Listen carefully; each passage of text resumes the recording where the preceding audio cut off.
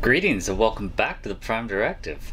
I'm your host Jefficho, my co-host is always Chris. Say hi, Chris. Hello. So, Prodigy, episode 5. Episode 5. What'd you think? You know what? This one was a lot of fun.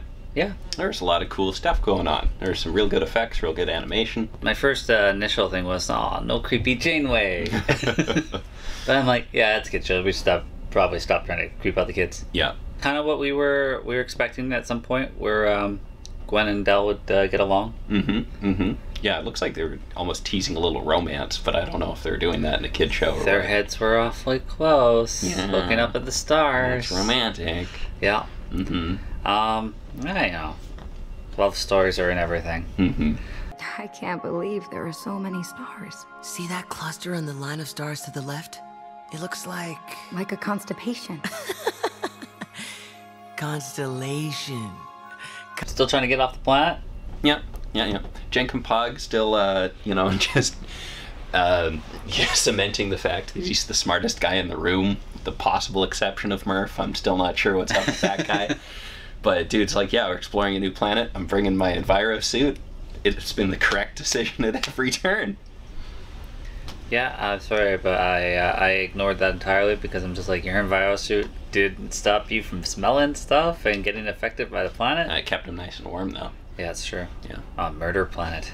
Larry the Murder Planet. Yeah. Fire shows up. General Grievous shows up. He's just General Grievous. I don't even want to learn his name because Literally, he clearly is. He jumps down from the top of a starship Yep. on all fours and crawls off the exact same way. Yep. General Kenobi. They should just got the guy that did the voice. And be like, we're not even kidding anymore. No, this it was just reference. Like he's skittering away like Grievous, and then they do the Lord of the Rings thing where they're hiding from him under the tree. Diviner sees a fake protostar and decides to leave his daughter behind. Yes, I wasn't sure. Like obviously, we're expecting a lot of what people see on the planet to be fake. I'm like, okay, is this a fake ship and a real Gwyn, or is it a fake Gwyn and a real ship? Because this was my second viewing. Yeah. Do you know how I knew it was like the sign of a fake ship? Because they still had the vines. Janeway had taken the vines off. Yeah, smart. Okay. I was just like, oh yeah, that one's got the vines. Yeah. Okay. Yeah. Please! I'm sorry.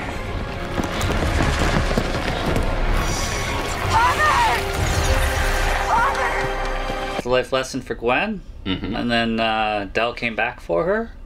And so friendship was made. Yes. I guess they're going to be more of a part of the crew now. I guess everybody's on board. Yeah. They're going to have fight over the co-captaincy or something. It's like, you're going to be captain on Thursdays, and I'll be captain on Wednesdays. Well, they are the two most capable for making decisions, I guess. Yeah. I mean, our Medusan is just constantly overthinking everything and overanalyzing everything and really just experiencing life. Yes. Definitely the person to go to for wisdom and stuff. Yeah, I wonder if they're like a really young Medusan or something. We need more backstory. Yeah. Well, we might get it. I suggest you set a course. To where? As far away as possible. Setting course. Warp engine engaged. I want to know more about Murf's race. Yes. I am so suspicious of Murf. Oh my god. Oh, we keep running into Alpha Quadrant stuff. Do you really think that they're going to do it on a kid's show where they say, don't trust the dog? I don't. Well, I trust the dog. I just think that the dog's a lot smarter than is letting on. Yeah. Protostar is not just the name. Yeah, it's the drive. They actually have a baby protostar. Yep. This almost reminds me of a Romulan thing where they've got a little black hole as their power source. So I don't think we're going to get like a nerd tier explanation of how this works, just because that doesn't really make sense in the kid show to just give us a little breakdown of all the stupid technology. But it's just, we're going to plug 2 warp cores together into a star and it's going to go twice as fast. So, okay. Yeah. Well, I mean, they got 2 warp cores, so I can assume they can go warp 9.9. Yeah. And be like, oh, like, we're not going as fast because this thing's draining power or using up some power. Be like, no, you got 2 warp cores. You're going 9.9. You can't go faster than that. You shouldn't go faster than that. Well, we do need an explanation if their speed exceeded warp 10, but we have no idea what their speed even was or what it went to. Well, it had to have gone faster. Yeah, it certainly went faster, but for all we know, they were going warp 2 before they turned the protostar engine on. Like, we don't know. Yeah. Engaging proto-warp in 3.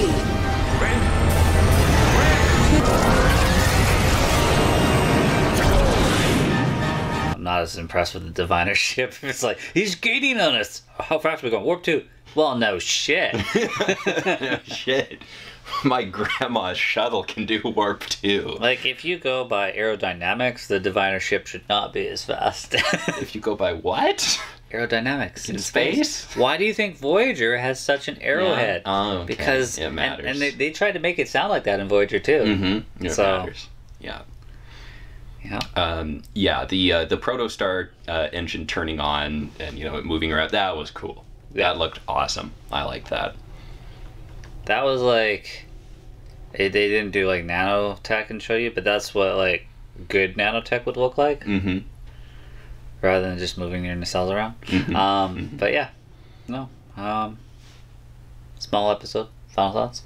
Yeah. I guess. I mean, it was a good episode. I feel like this is sort of the end of the getting to know you phase. Like, we understand what the ship can do now. We've got everybody on board as the crew, and we've blasted off away from our... Like, I'm sure Team Rocket will keep showing up every couple episodes, but we've run away from them for now. Can you track them? They are no longer on our maps. She's gone. So we'll probably find something new and interesting next episode, do a little exploring, protostar, yada yada. Learn about M-class planets and how they're not all trying to kill you. Yeah, and I expect the relationships to continue to build trust between the two characters. So they'll still bicker. But yeah, it would be good to get some structure going. Yeah, maybe, I think maybe explore the ship. And you know what? I know it's lame, Chris, but it's Captain's Quarters I want to see again. Yeah, I think after this point we're going to start seeing what this show really wants to be about. Like, what's it going to look like week to week? Because I think we're done with this setup. So what do you want to do now you've got your pieces in place? It's an animated show, so they got to keep people's attention. But if it wasn't an animated show and we're just watching them and there was like no planets for them to go visit and they were really bored, I'd be really down for one of them just sitting there and watching water polo. There's nothing to do. What's on here? Yeah, water polo. Yeah. Good old Archer throwback. Well, as always, guys, thanks for watching. See you next week.